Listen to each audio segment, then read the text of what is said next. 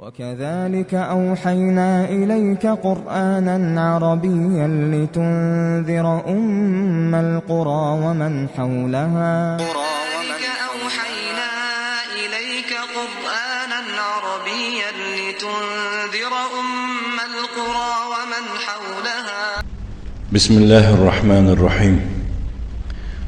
الحمد لله رب العالمين، والعاقبة للمتقين، والصلاة والسلام على أشرف الأنبياء والمرسلين وخير خلق الله أجمعين، محمد وعلى آله وأصحابه أجمعين. أما بعد، دروس اللغة العربية لغير الناطقين بها من الجزء الأول. اینک به عون الله سبحانه و تعالی ما درسای خود را دوام میدهیم از کتاب دروس اللغة العربية لغير الناطقين بها، یعنی درسهای زبان عربی برای کسانی که با آن حرف نمیزنند، یعنی با زبان عربی. من الجزء الاول، از قسم یکم، طوری که گفتیم در ابتدای درس از این کتاب که این کتاب از 4 قسم عبارت بوده و هر کدام از این کتاب ها درس های دارد. مثلا کتاب یکم از 23 درس عبارت می باشد که ما و شما به عون الله سبحانه و تعالی از کتاب یک 19 درس هم خلاص 19 درس را گذاشتیم. نعم. و هر یک درس برای خود کلمه های نو دارد و همچنین درس را در اساس یگان قاعده یا که قاعده های ترتیب داده شده است. باید که کلمه های نو را از بر کرده شود و همچنین قاعده ها که قاعده را که عنوان این و آن درس می باشد. نعم. الكلمات الجديدة للدرس 20، کلمه های نو برای درس 20. برای اینکه درس 20 فهمان شود باید که شما درس 1، 2 تا 19 خوب ازبر کردگی باشه. شما درس ها را دسترس کرده می توانید یا از موقع ما، از سایت ما، یا که از کانتکت درس های ما را انشاءالله روز از روز یا که هر روزه گرفته می توانید انشاءالله. در آنجا هم درس ها صوتی مانده شده هستند و هم یعنی که ورق های امتحان و کتاب صرف را در برابر درس گذشته شده جایگیر کرده ایستادیم انشاءالله. الکلمات الجدیده للدرس 20، کلمه های نو برای درس 20. درس 20 به خود خاص کلمه های نو داشته است. غرفه، اتاق، این شکلی تنها می باشد. شکل جمعش غرف، یعنی اتاق ها. کلمه جمعش کلمات. الكلمات الجديدة، کلمه های نو. مجله یعنی ژورنال، جمعش مجلات. حرف جمعش حروف، حرف ها. این بود کلمه های نو برای درس 20. الدرس 20، درس 20. ما در درس گذشته یعنی در درس 19 عباره های را خواندیم عاید عدد و معدود، العدد و المعدود.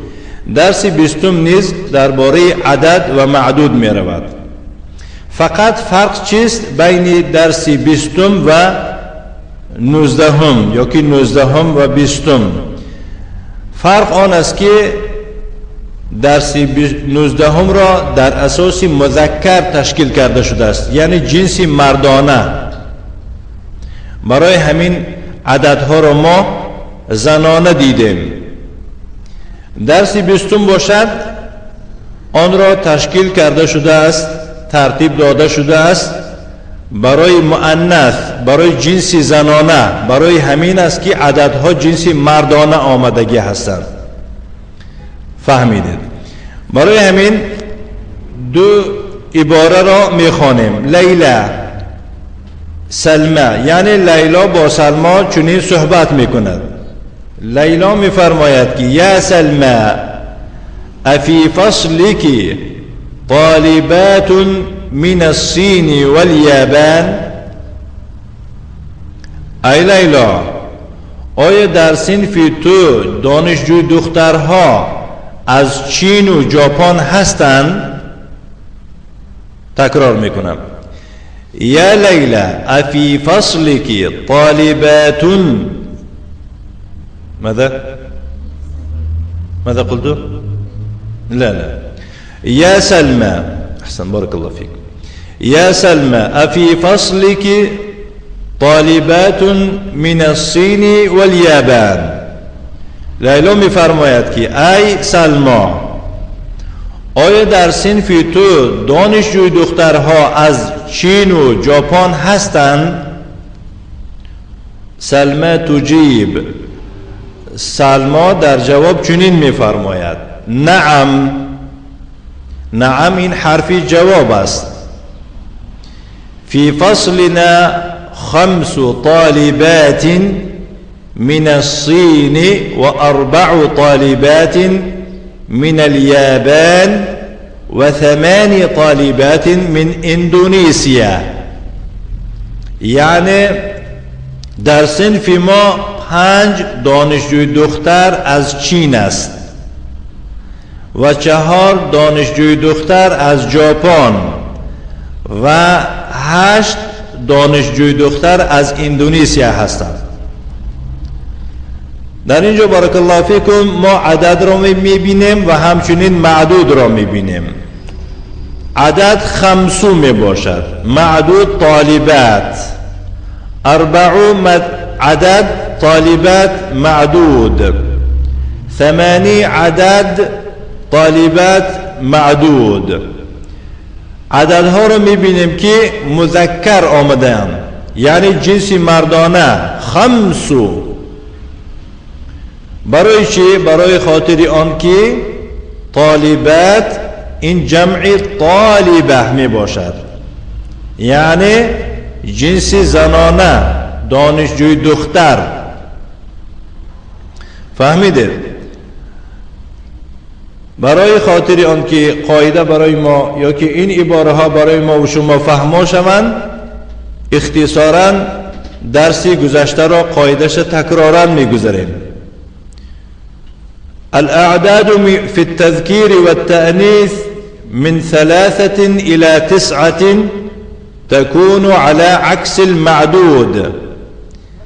یعنی عددها عائد مذکر و مؤنث شدن از 3 تا 9 عکس معدود می باشند.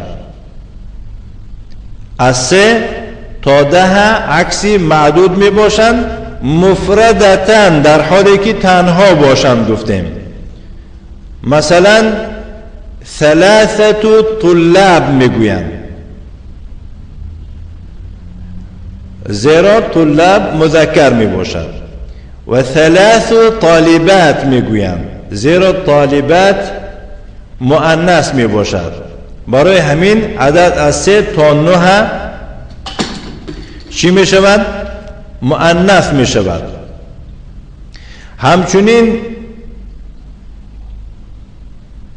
کلمه یا که لفظ 10 هم همین طور می باشد. یعنی العدد 10 يكون على عكس المعدود إن كان مفردا. یعنی عدد 10 عکس معدود می شود اگر تنها باشد. مثلا 10 طلاب و 10 طالبات میگویند. 10 دانشجوی بچه و 10 دانشجوی دختر میگویم. خب درس امروزی ما درباره معدود. المعدود يأتي مع الثلاثة إلى العشرة جمعا مجرورا على أنه مضاف إليه. معدود با همراهی 3 تا 10 هر جا که 3 آید، 4 آید، 5 6 7 8 9 10 بعد از این عددها اگر معدود آید آن را با شکل جمع نوشته می شود. سلام و رحمت الله و برکاته. آن را با شکل جمع نوشته می شود.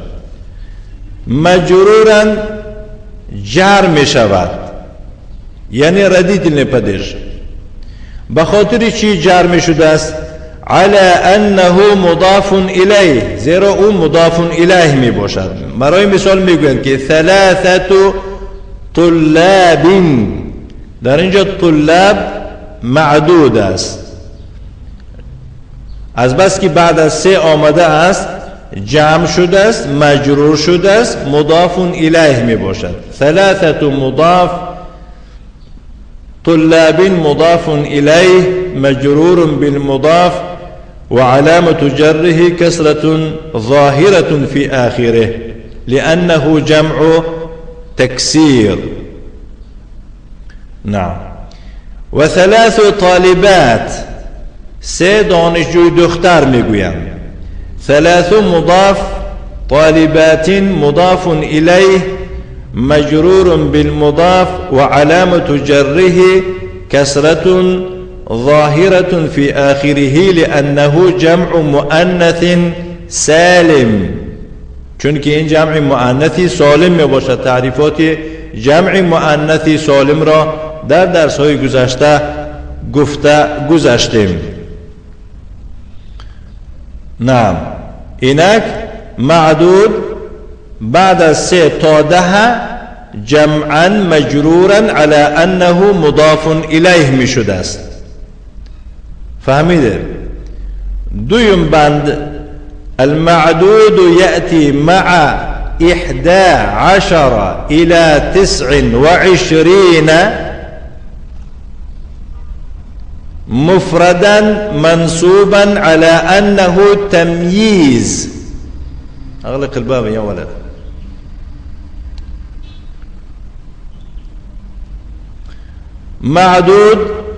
معدود از 11 تا 99 باید باشد، الى 99 باید باشد. فهمیده؟ معدود از 11 تا 99 الى 99 باید باشد. 20 نه، 99 مفردا منصوبا على انه تمييز، یعنی معدود از 11 یا که با همراهی 11 تا 99 مفرد می باشد، تنها می باشد، منصوبا در حالت نصب می باشد. وینیت لپدش برای چی؟ علی انه تمییز، زیرا که تمیز است. وقتی که ما مرفوع گفتیم سبب شدنش در کار است، ایمینیت لپدش. فهمیده؟ وقتی که ما چی گفتیم؟ مرفوع گفتیم باید که سببش را ذکر کنیم. به خاطر چی مرفوع شده است؟ ایمینیت لپدش از 7 سبب یا که از 6 سبب یک تا شدنش در کار است. یا فاعل است، یا نائب فاعل است، یا مبتدا است، یا خبر است، یا اسم کان است، یا خبر ان است، یا که چی شده ایستاده است؟ تابع است. فهمیده؟ بارک الله فیکم.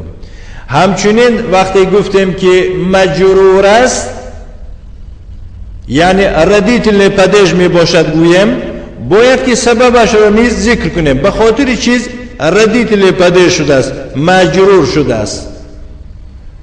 سبب دو چیز می باشد یا که سه چیز. وقتی که من کلمه یا که گفتم این علاوه است، چون که مرفوعات 6 تا در اصل می باشند، هفتم علاوه می شود تابع. در زیر تابع 4 چیز داخل می شود، چون که وایها اصلی که نمی باشند برای ما ذکرشون نمی کنیم، یا که گفته علاوه می کنیم. همچنین ردیتن پدش باید که با دو سبب شدنش در کار است. یا که بعد از حرف جر آمده است به خاطر همین این مجرور است، یا که بعد از مضاف آمده است که این مضاف الیه شده است، مضاف الیه مجرور می باشد، یا که تابع اینها شده است. تابع. نعم. اما منصوب به خاطر چیه؟ منصوب از 15 حالت یک حالت می باشد، یا که گویم از 15 سبب یک سبب شده است که این منصوب آمده است. یکی از اون سبب ها تمیز است. درباره تمیز چی بودنش این تفصیلات خیلی هم یک درس مستقل است اگر درس ها نباشد. برای همین سبب چیست در اینجا؟ این عدد، این معدود بعد از 11 تا 99 مفرد می آمده است و منصوب می آمده است. سببش آن است که این تمیز است. کسی از شما پرسد که برای چی 11 طالبان در اینجا طالبان مفرد آمد و منصوب آمد؟ برای چی مفرد آمد؟ معلوم است، زیرا معدود بعد از 11 تا بعدی 99 دایم تنها می شود، شکل تنها می آید. برای چی منصوب است؟ طالبان می گوید که این تمیز شده ایستاده است. یکی از 15 جایی که اسم را نصب خوانده می شود، وینیتی نپدش خوانده می شود. نه 11 طالبا 11 طالبه. اما مردانه آمدنی عدد نه. بندی سیوم المعدود يأتي مع 100 و1000 مفردا مجرورا على أنه مضاف. معدود را ذکر کرده می شود بعد از 100 و بعد از 1000 تنها و مجرور. تنها و مجرور. به خاطر چی مجرور؟ على انه مضاف الیه، چون که مضاف الیه می باشد. هنگامی که ما می گوییم 100 دانشجوی بچه یا که 100 دانش یا 1000 دانشجوی بچه 1000 دانشجوی دختر، چنین می گوییم 100 طالب و 100 طالبة و 1000 طالب و 1000 طالب آمده است و مجرور آمده است به خاطر آنکه مضاف الیه شده ایستاده است، از همین ها مجرور است. نه تمام قاعده هایی که عاید عدد و معدود می باشد ما اینها را گذشتگی نیستیم، از همه چیزهای ضرور و مهم را گذاشتیم. اگر نه در اینجا عددها می شوند عددی اصلی می گویند، عددی ترتیبی می گویند. درباره اینها احتمال در دیگر موضوع می گذاریم. نه اما چیزهای اساسی را گذاشتیم. بارک الله فیکم. الدرس العشرون، درس 20 و ترجمه می گذاریم. لیلا یا سلمى افی فصلك طالبات من الصین والیابان. ای سلما، آیا در صنف تو دانشجوی دخترها از چین و ژاپن هستند؟ سلمى تجیب، سلما در جواب می فرماید که نعم، فی فصلنا 5 طالبات من الصين و4 طالبات من اليابان و8 طالبات من اندونزیا. آره در صنف ما 5 دانشجوی دختر است از چین و 4 دانشجوی دختر از ژاپن و 8 تا دانشجوی دختر از اندونزیا می باشند. فهمیدید؟ نه.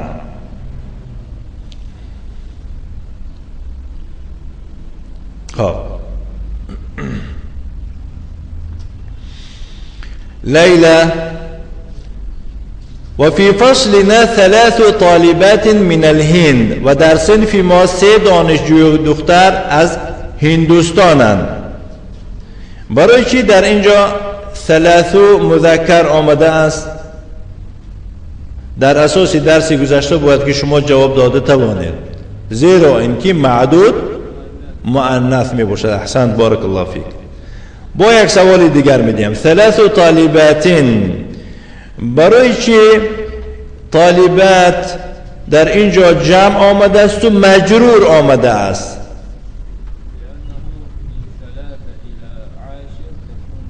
احسن نعم، بارك الله فيك. لأنه المعدود من 3 إلى 10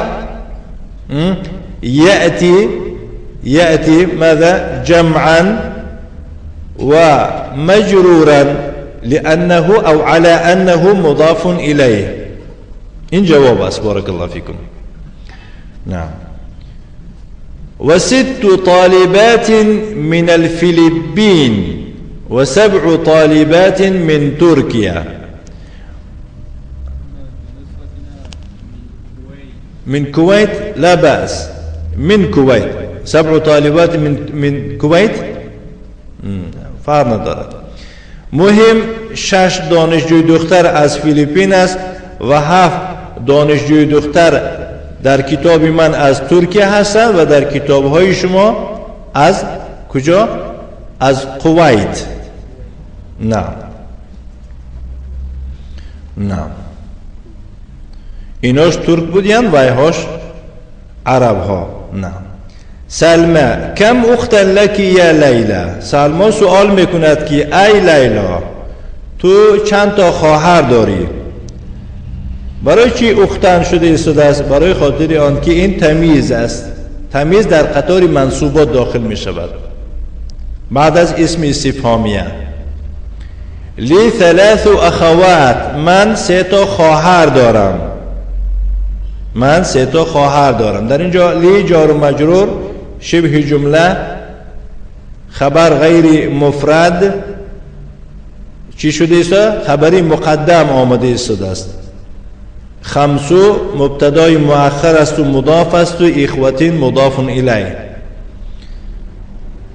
نعم. سلمى میپرسد و کم اخ لک، و چند تا برادر داری؟ لیلا در جواب میفرماید که لی 5 اخوه. کم اختا لک یا لیلا، چند تا خواهر داری ای لیلا؟ لی 3 اخوات، من 3 تا خواهر دارم. و کم اخ لک، و چند تا برادر داری؟ لی 5 اخوه، من 5 تا برادر دارم. سلمى میفرماید که لکی 3 اخوات و 5 اخوه، تو 3 خواهر و 5 تا برادر داری. نعم. و کم اخا و اختا لک، آره، و تو چند تا برادر و خواهر داری؟ سلمى در جواب میفرماید که لی 4 اخوات و 4 اخوات، من 4 برادر و 4 خواهر دارم. در اینجا بینید کلمه 4 لفظی 4 4 مؤنث آمد با 4 مذکر آمد، زیرا در اساس معدود. لیلا میفرماید که لی زمیلتون اسمها خدیجه، من همسنف دارم به نام خدیجه.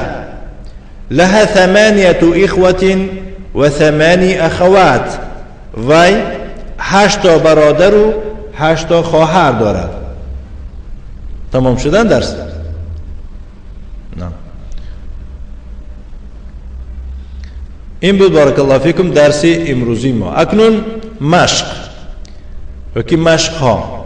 الكلمات الجديدة للدرس 20 كلمة هاي نو برای درس 20 کلمه ها را یعنی چه از موقع میگیرید و آنها را چی میکنید؟ خب نسخه برداری میکنید و موافق به طلب حل میکنید آنها را. غرفه شکل تنها است، می نویسید شکل تنهاشم. غرف شکل جمعش رو می نویسید، بعد از آن معنای مفردش رو می نویسید با زبانی خودتان. تمارین مشق‌ها: اقرأ و اکتب و ترجم، بخوان و بنویس و ترجمه بکن. زیر آن جدول گذاشته شده است. نعم 8 مثال ذکر میکند. 3 طالبات، 3 دانشجوی دختر. از طرف راست به چپ می نویسید عباره های عربی را و از طرف چپ به راست با خط کریلی با زبان خودتان ترجمه میکنید. الثانی مشق دوم اقرأ و اکتب، بخوان و بنویس. در اینجا 14 مثال اغلق الباب 1000 مرة يعني لا يسمع. اقرأ و اکتب، بخوان و بنویس. في بيتنا 3 غرف، در خانه ما 3 اتاق است. فهمیدید؟ این عباره ها را می نویسید از طرف راست به طرف چپ و ترجمه آنها را نیز می نویسید. بارك الله فيكم. الثالث أجب عن الأسئلة الآتية مستعملا العدد المذكور بين قوسين. یعنی به سوالهای زیرین جواب ده، عددهایی را که در قوس یا که در قوس ها ذکر شده است آنها را استعمال بکن. مثلا کم اخن لک گفته است، لی 6 اخوه. اما خیلی است زیرا سخن درباره اخ رفته ایستاده است. اخ مذکر می باشد.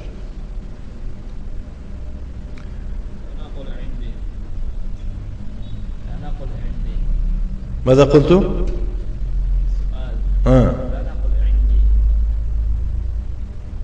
لك، لا طبعا لا تقول عند، يعني نحن قلنا عند لغير العاقل ولك لك له للعاقل ولغير العاقل. مر بنا صح. الرابع اقرأ الجمل الآتية واكتبها مع كتابة الأعداد الواردة فيها بالحروف. یعنی جمله های زیرین را قرائت بکن و آنها را بنویس با نوشتن عددهایی که در اینها وارد شده اند با حرف، یعنی آنها با رقم نوشته شده اند، تو آنها را با حرف بنویس. لی 4 آمده است، اخوه و 3 آمده است، اخوات آمده است. یعنی لی 4 اخوة و 3 اخوات. آنها را می نویسید از طرف راست به چپ و از چپ به راست ترجمه می کنید. الخامس مشق پنجم اكتب الاعداد من 3 الى 10 واجعل كل من الكلمات الآتية معدودا له. یعنی عددها را از 3 تا 10 بنویس و کلمه های زیرین را برای آنها معدود قرار بده. سیاره، اخت، طالبه، مجله، بنت، ساعه. فهمیدید؟ مثلا 3 نقلیات میگوید 3 سیارات، 3 سیارات نمیگوید. الاسئله اذكر تعريف المعدود، تعريف معدود را ذکر بکن.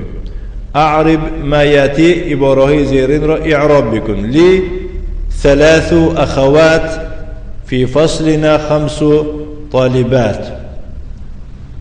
فهمیدید ان شاء الله؟ این است یعنی درس امروزي ما از كتاب دروس اللغة العربية لغير الناطقين بها من الجزء الأول نكتفي، وصلى اللهم وسلم على نبينا محمد وعلى آله وأصحابه وسلم تسليما مزيدا، والحمد لله رب العالمين.